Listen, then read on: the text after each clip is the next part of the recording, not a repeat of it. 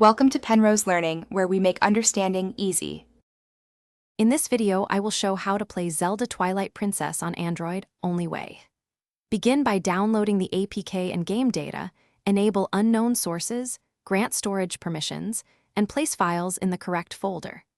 Next, use a reliable file manager to move game files into the emulator directory, confirming names match exactly.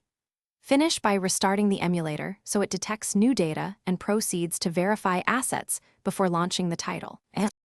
Fine-tune your emulator settings to get stable performance.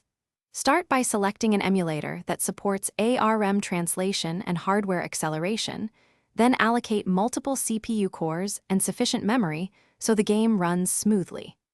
Adjust graphics settings to balance quality and frame rate, enable controller input, and map buttons to the traditional layout. Save a profile for these settings so you can quickly restore optimal performance for future sessions without extra tweaks.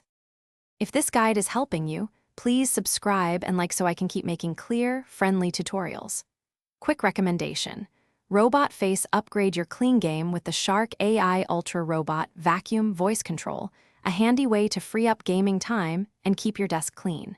It responds to simple commands and saves minutes each week.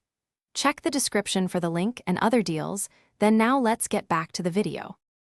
Controller choice and performance tweaks make the biggest difference for playable sessions.